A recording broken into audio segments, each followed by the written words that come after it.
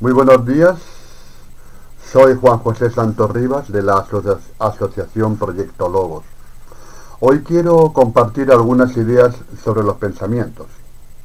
¿Qué sucede en nuestra mente? ¿Por qué a veces ese mundo interior nos causa tantísimos problemas, desajustes emocionales, conductuales, y por qué interfieren tanto en nuestra vida personal y a veces también en la colectiva que nos rodea? Nuestro cerebro es un verdadero prodigio de la naturaleza. Se calcula que un cerebro humano tiene entre 86.000 millones y 100.000 millones de neuronas. Daros cuenta que el número de neuronas de un chimpancé es tan solo de 6.200 millones. Lo que realmente hace que el cerebro humano sea un sistema tan complejo no es el número de neuronas que tiene una persona, sino el modo en el que estas neuronas interactúan entre sí. No en vano, cuando nos enfadamos con alguien que ha hecho algo sin pensar, le regañamos diciendo, a ver si utiliza todas las neuronas. En la web de Psicología y Mente podemos leer, miles de partículas llamadas neurotransmisores son emitidas y captadas por las neuronas. Y dependiendo del tipo de neurotransmisores y de su cantidad, las neuronas se activarán. El cerebro de los recién nacidos no es mucho menor que el de una persona adulta y tiene un número de neuronas bastante mayor. Sin embargo, son células nerviosas que no están muy conectadas entre sí y por eso muchas de ellas aún no son del todo funcionales. Ese es el campo en donde nacen y se desarrollan nuestros pensamientos. Las neuronas que tiene una persona adulta, que utilizan las personas adultas. Y un niño, una persona en general. Ahora bien, vamos a ver por qué la Biblia habla de pensamientos. ¿Qué es el pensamiento? Quiero invitaros a descubrir el significado de las palabras de la Biblia y que en ocasiones la lectura de algunos versículos en donde encontramos estas palabras puede sernos confusa o incluso equivocada al no conocer con exactitud la palabra empleada en el texto donde está escrita. De cómo interpretamos una palabra, solo una palabra, dentro del texto bíblico, podemos interpretar el mensaje de una manera o de otra. Os animo que cojáis vuestras Biblias y también, si es posible, que tengáis a mano un cuaderno para apuntar. Esto no es una predicación, simplemente es un comentario. Si le quiere llamar estudio, pues llámale estudio. Veréis que en este vídeo utilizo dos versiones complementarias de la Sagrada Escritura. Siempre uso versiones leales, fieles. Jamás utilizaré una versión que carezca de fidelidad total a la Sagrada Escritura revelada, tanto en griego como, por supuesto, en hebreo.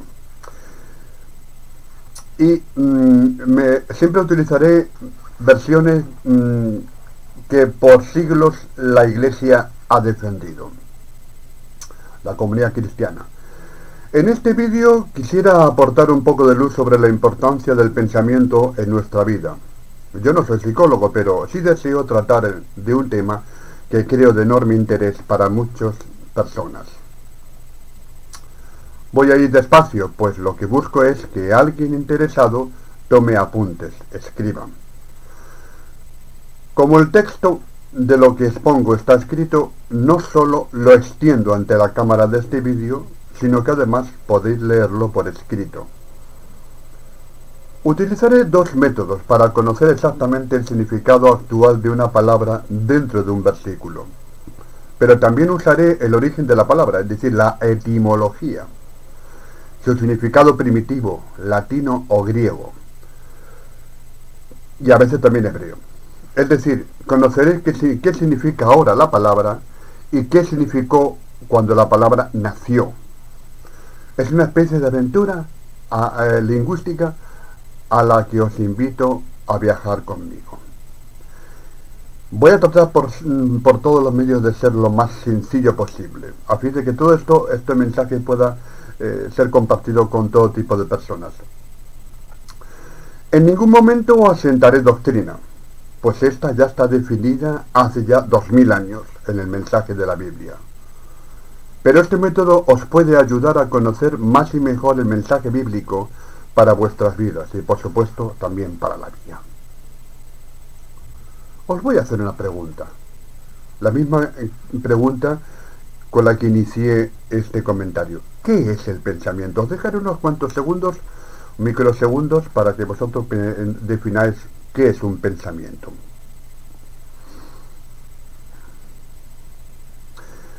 Cada cual tendrá su respuesta inmediata. Seguramente algunos habéis pensado ya una respuesta rápida. Nada más leer o oír la pregunta. Ahora bien, el diccionario de la Real Academia de la Lengua Española define lo siguiente. Primero, capacidad de formar ideas y representaciones de la realidad en la mente. Segundo, conjunto de ideas propias de una persona. El pensamiento es lo que cada persona posee en su mente o desarrolla en su mente y lo va desarrollando conforme vaya aprendiendo en la vida. En lo que se llama programación neurolingüística de la inteligencia emocional en una persona sucede lo siguiente. Primero aparecen los pensamientos. Ellos dan lugar a las emociones. Y esto lo quiero subrayar en rojo. Lo digo en el vídeo, pero en el texto lo veréis seguramente en letras más gruesas. Repito, primero aparecen los pensamientos en rojo, palabra pensamiento en rojo. Ellos dan lugar a las emociones, palabra en rojo, emociones, que a su vez influyen en las acciones, palabra en rojo, acciones, y que por fin dan lugar a los resultados, palabra en rojo, resultados. De modo que queda pensamientos, emociones, acciones y resultados. Las emociones nacen en el área emocional del cerebro llamado sistema límbico. Es decir, la persona puede estar determinada por sus pensamientos. Algunos analistas apuntan que según esto somos el resultado de nuestros pensamientos, nuestra personalidad y nuestra actitud ante la vida. Puede ser el resultado de un círculo constante. Mi pensamiento forma mi conducta forma mi pensamiento. Soy como pienso, pienso como soy. ¿Es un círculo vicioso que me marcará siempre de por vida? Es decir, ¿somos deterministas? Según sean mis pensamientos, así será mi vida. Eso puede cambiar y no tiene por qué ser así. Os invito a conocer la etimología, es decir, el origen de la palabra pensamiento, no el significado actual, sino el origen de la palabra pensamiento. Vamos a ir muy despacito. Es decir, ¿de dónde viene esa palabra? ¿Y qué significa en su origen? Veréis que conociendo este dato vamos a entender mejor esa palabra dentro de los versículos de la Biblia. Pensamiento procede del latín antiguo pensare, que a su vez procede de pendere, que significa colgar, pender, colgar, y pesar, significa colgar y pesar, pendere, colgar y pesar. Bien. Ahora, vamos a dejar ese momento y sigamos adelante. Pensamiento en psicología es un proceso mental superior que nos permite establecer conexiones entre ideas. Pero, vente a la Biblia. Busca 2 Corintios capítulo 10, versículo 3. Usaremos dos versiones. Reina Valera, una de ellas, y la otra, la versión del profesor español Choquel, que ya falleció hace ya unos años. Veremos que ambas Biblias no se contradicen, todo lo contrario. Una versión enriquece a la otra.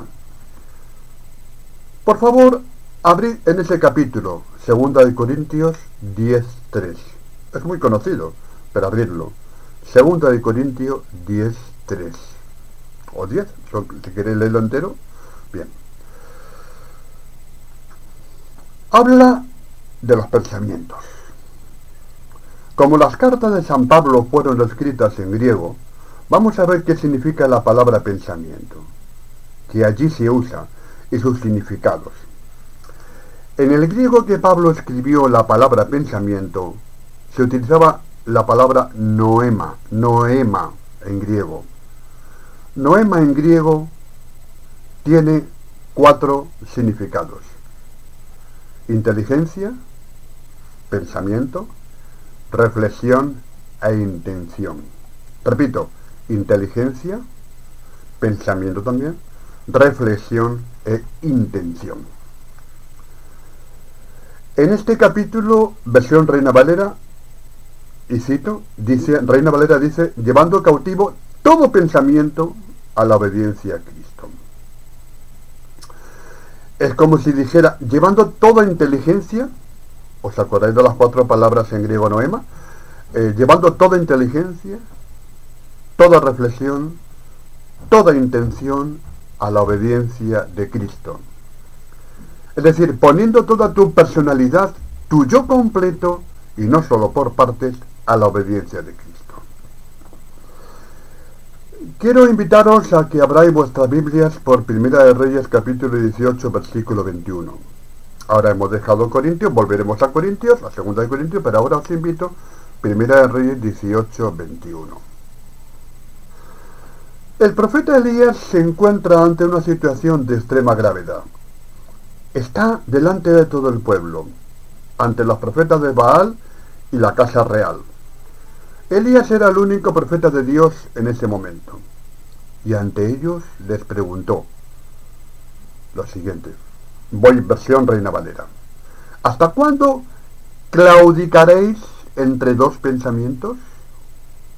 Si el Señor es Dios, seguidle. Si lo es Baal, seguidle. Y vamos a parar en la palabra claudicar. Ahora, quiero coger versión Choquel. En la versión Choquel dice, ¿hasta cuándo vais a caminar entre 2 muletas?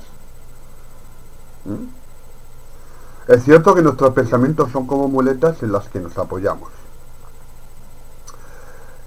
¿Qué implicaba para el pueblo judío la pregunta del profeta en la versión Reina Valera? La palabra claudicar. ¿Hasta cuándo claudicaréis entre 2 pensamientos? Pregunto, ¿qué implicaba para el pueblo judío la pregunta del profeta según la versión Reina Valera? Bien, la palabra claudicar significa dudar, tener miedo, tener inseguridad y no tener las ideas claras. Eso significa la palabra claudicar. Esa pregunta realizada por Elías, por el Señor a través de Elías, es un dardo directo a nuestro corazón de hombres y mujeres del siglo XXI. El profeta disparó verbalmente un arco, lanzando una pregunta que no solo estaba destinada a los hebreos de la época, sino que además se ha clavado directamente en nuestro corazón, de creyentes cristianos. Te la está preguntando a ti mismo, y a mí, a todos. ¿Hasta cuándo claudicaremos, o claudicaréis, o claudicarás entre 2 pensamientos? También la palabra claudicar significa lo siguiente: ceder, según la Real Academia de la Lengua Española, ceder ante una presión externa. Segundo, abandonar una convicción o norma de conducta personal. Daros cuenta que Elías aquí se dirige a un pueblo que había cedido ante la presión externa de Baal y que abandonó su convicción y norma de conducta.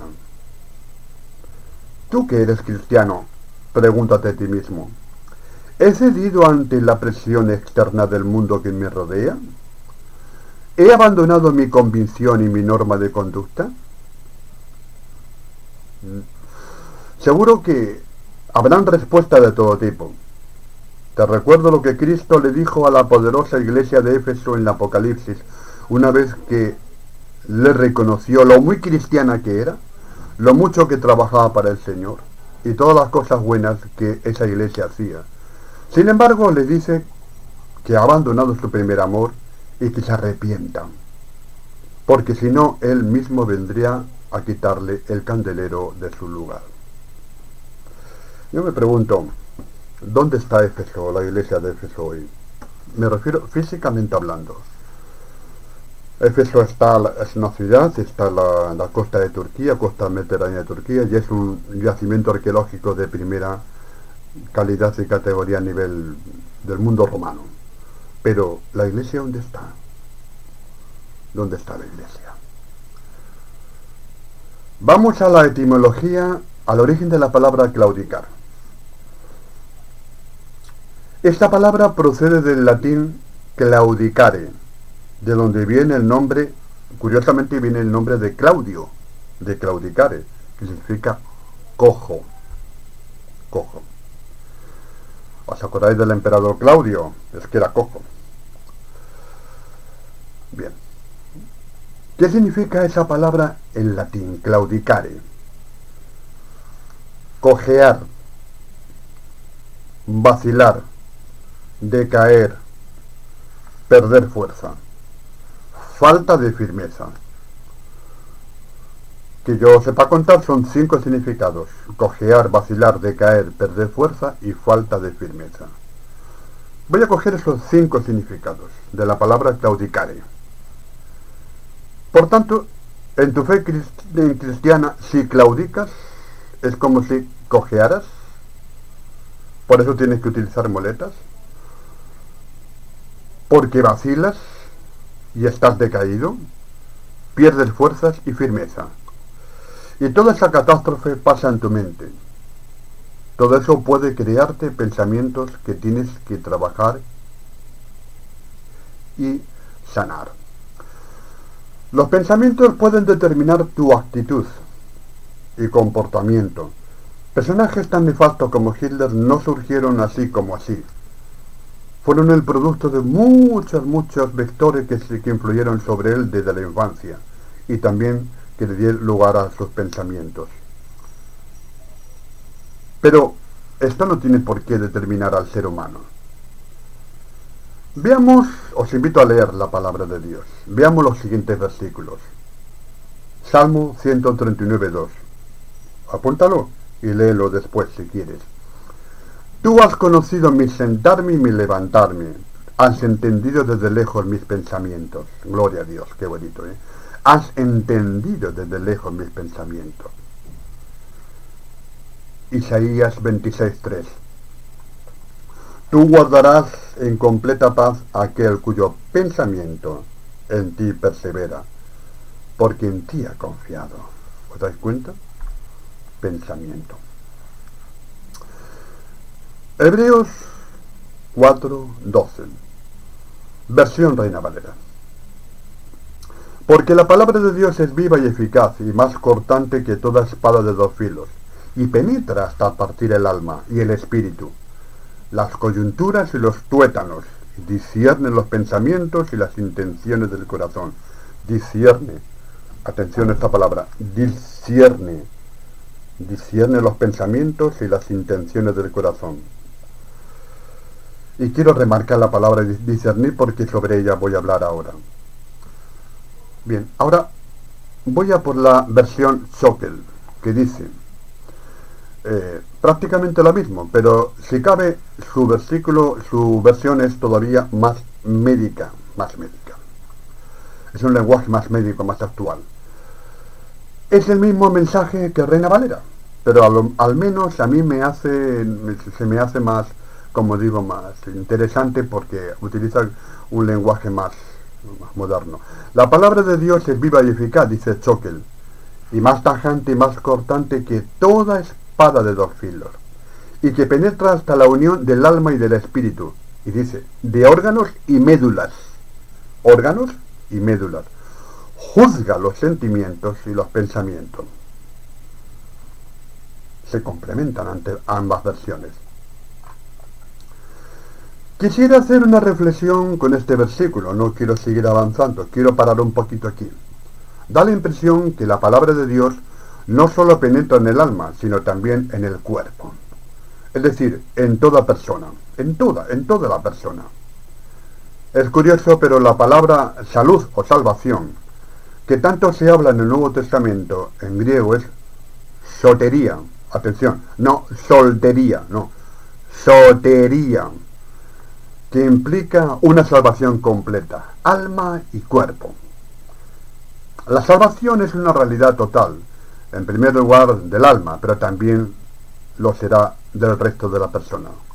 Esto no quiere decir que estemos libres de enfermedades, como algunos pueden pensar, de accidentes de trabajo, accidentes caseros, accidentes en el automóvil, o de la muerte, o de estar minusválido, cualquier otro problema que eso pueda suceder. Pero se hará realidad en el día de la resurrección de los justos. Es decir, la salud y la salvación. La salvación y la salud. Hay una palabra hebrea para salud o salvación. Es yalha. En letras latinas es Y-A-S-H-A. Yalha. Yo no sé hebreo, pero supongo que se pronunciará así. Que significa romper el sitio de una ciudad asediada. Dar salida. Liberar del destierro. Yalha significa romper el sitio de una ciudad asediada, dar salida o liberar del destierro. De ese concepto hebreo procede Yeshua, o sea Jesús, el Salvador. Es decir, Él rompe el sitio de nuestra ciudad asediada. Me interesa mucho esa idea, que creo que nos puede venir muy bien cuando leamos los libros de Esdras y de Nehemías en la Biblia. Cristo nos da la salida. Él nos libra del destierro. La Biblia es clara, porque todos pecaron y están destituidos de la gloria de Dios. Todos nosotros, tú también. Es decir, todos hemos sido desterrados, hemos sido expulsados, estamos destituidos de la gloria de Dios. Pero Cristo nos libra de ese destierro. Hay un solo mediador entre Dios y los hombres, Jesucristo. Ese es el concepto griego de sotería. Hemos sido librados del sitio al que estábamos sujetos. Nos ha dado la salida. Nos ha librado del destierro. Es muy interesante saber que en psiquiatría el término sotería hace referencia a un concepto terapéutico alternativo para el tratamiento de los pacientes esquizofrénicos. Se basa en el abandono de medidas coercitivas y la reducción drástica del uso de fármacos psicotrópicos y la apuesta por atmósferas familiares, con un cuidado comprensivo y un entorno pobre en estímulos negativos, con el objeto de promover la distensión emocional del paciente. Vamos a ver la palabra que Reina Valera usa. ¿Os acordáis? Discierne los pensamientos, discierne. ¿Os acordáis? Vamos a recuperar ese verbo, discernir. Aquí vamos a ver la etimología, el origen de la palabra discernir. Es decir, de dónde viene, qué significa su origen. Discernir procede del latín antiguo discernere. Esa palabra significa 4 significados. Distinguir, separar, o significaba antiguamente distinguir, separar, dividir las cosas y cribar, hacer una criba. Por tanto, qué maravilloso es cuando la palabra de Dios penetra en tu persona, desde arriba hasta abajo, desde el cielo hasta ti, o desde la Biblia hacia ti, es lo mismo, y entra causando una revolución total en tu alma y en tu persona. Un cambio radical, y discierne tus pensamientos, es decir, primero los distingue, segundo los separa, tercero los divide y por fin los criba. Qué interesante.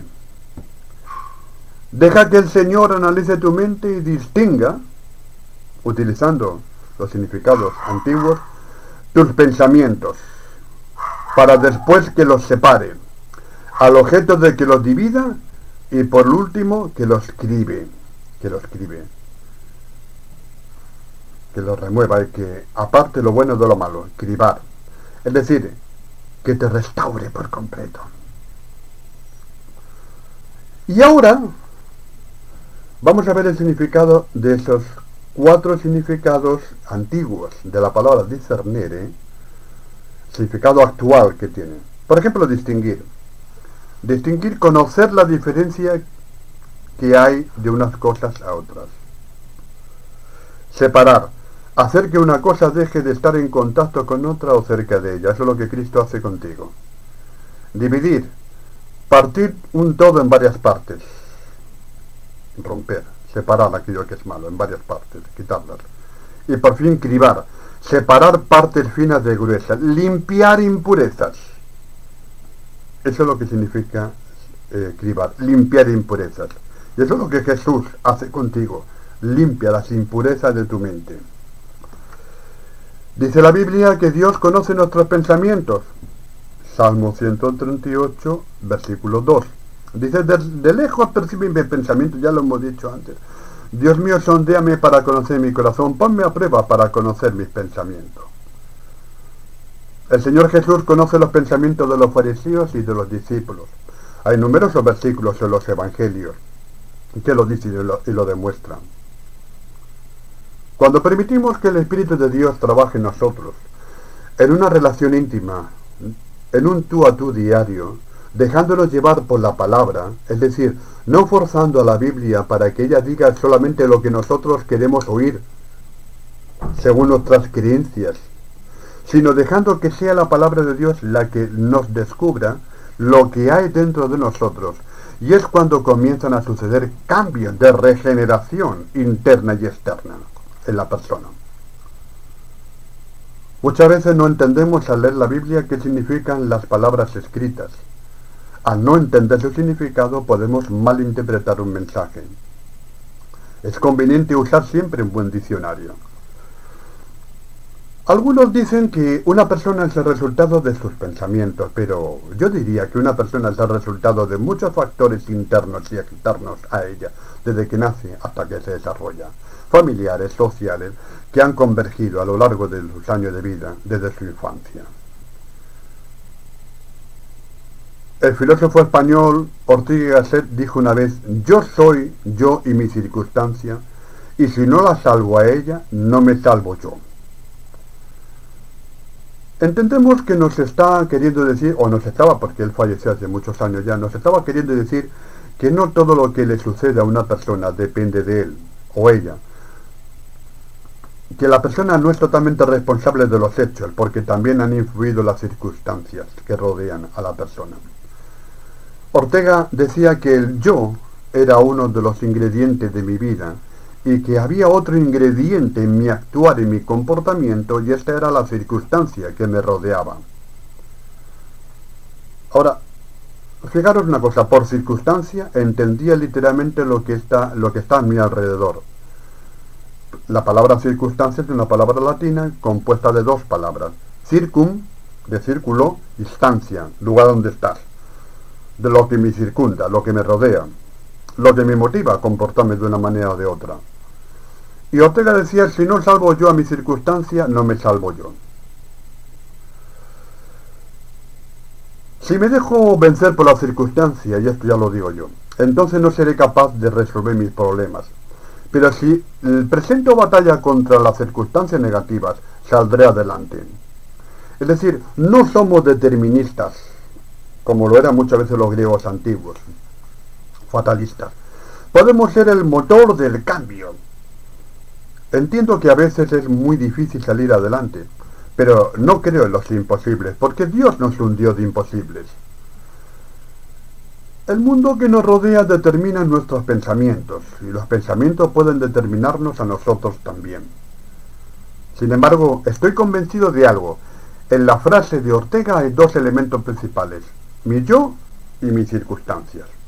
Pero, ahora bien, vamos a leer en 2 de Corintios capítulo 10, 3, el versículo del capítulo que estamos estudiando. Y la vamos a leer en dos versiones, como antes he comentado, de la Biblia. Ambas expresan el mismo lenguaje, pero la lectura de ambas versiones nos va a ayudar a comprender mejor el mensaje de la palabra de Dios. Cito en color, en este caso azul, Reina Valera. Dice, pues aunque andamos en la carne, no militamos según la carne. Reina Valera. Aunque andamos en la carne, no militamos según la carne. Versión Choquel. Aunque procedo como hombre que soy, no milito según con miras humanas. Aunque procedo como hombre que soy, aunque me comporto como hombre que soy, sin embargo, no procedo con miras humanas. En realidad, se puede añadir, procedo con miras espirituales, con miras cristianas. Porque hemos dejado las miras humanas atrás y empezamos con las miras de Cristo, que es lo fundamental. Por eso, no andamos según la carne, según Reina Valera, sino según el Espíritu de Dios. Cuando somos cristianos, es decir, cuando hemos entregado las riendas de nuestro yo a Cristo, yo he tomado la decisión de cambiar mis circunstancias, es decir, a aquello que me rodea. Lo que me rodea no quiero que influya negativamente en mi vida. ¿Os acordáis de lo que hablábamos de Ortega? Lo que me rodea, ¿no? Pero yo no quiero que influya negativamente en mi vida. Es decir, soy yo quien ha tomado la decisión. Y como soy yo quien ha entregado a Cristo el control, ahora tendré la suficiente potencia como para cambiar lo que me rodea, para transformar mis circunstancias, que es Cristo el que hace la obra en nosotros. Dice la palabra de Dios, mi poder se perfecciona en tu debilidad. Por negativas que sean. Y si no puedo en un momento determinado, rodillas tengo para orar y clamar a Dios, para que Él sea el que finalice la obra de lo que ha empezado a crear. No existe el determinismo. Esto sucede porque sucede y ya está. No. Es decir, yo puedo cambiar porque Cristo me ha cambiado a mí primero. Y eso incide en lo que me rodea. Y si hay un límite, Él me va a ayudar para que continúe con la obra. Versión Reina Valera. Porque las armas de mi milicia no son carnales. Las armas de mi milicia no son carnales. Versión Choquel. Las armas de mi milicia no son humanas.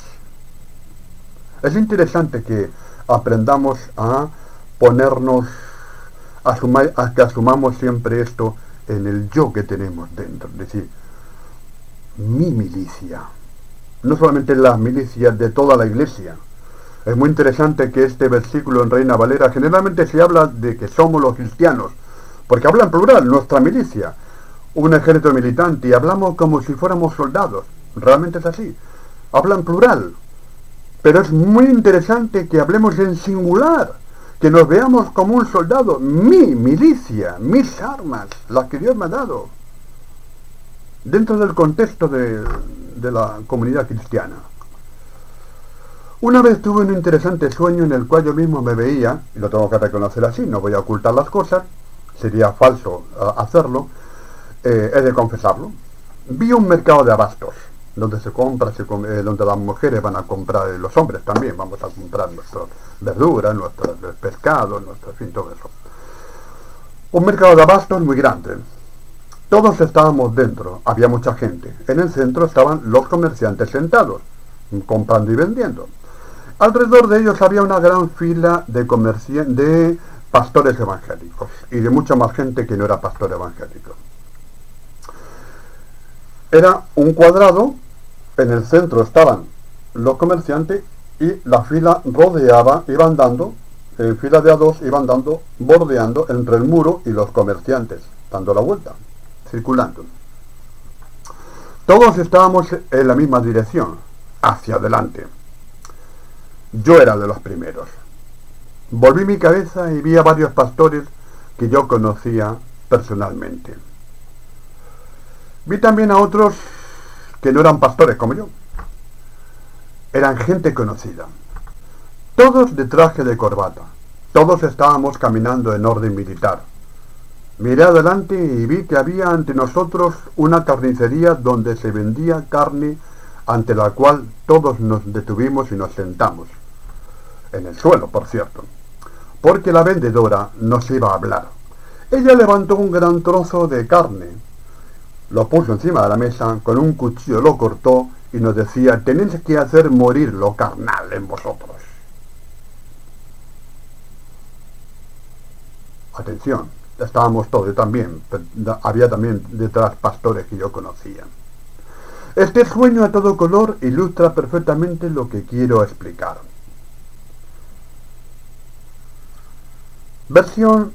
Versículo en versión Reina Valera. Las armas son poderosas en Dios para la destrucción de fortalezas. Repito, las armas son poderosas en Dios para la destrucción de fortalezas.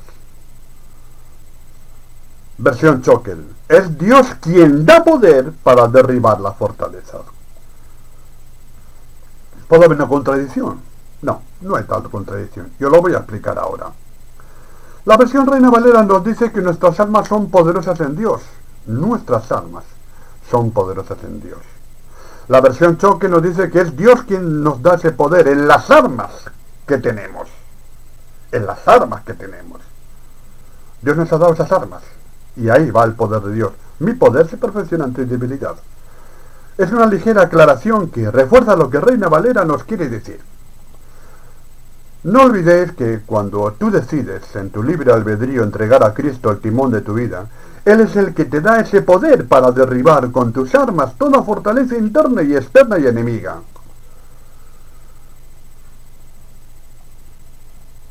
Versión Reina Valera. Derribando argumentos y toda altivez que se levanta contra el conocimiento de Dios. Y aquí quiero parar. Palabra argumentos. Esa palabra, ese concepto. Argumento. Apuntarlo, por favor, en un cuaderno. Argumento. Versión Choquel. Derribando falacias y todo torreón que se levanta contra el conocimiento de Dios. ¿Vale? Quiero pararme un momento en la palabra argumento, como estoy comentando antes. La palabra argumento tiene en dos aspectos que quiero estudiar de esta palabra. Primero vamos a ver qué significaba en su origen latino, la etimología, el origen de la palabra. ¿Qué significó hace siglos?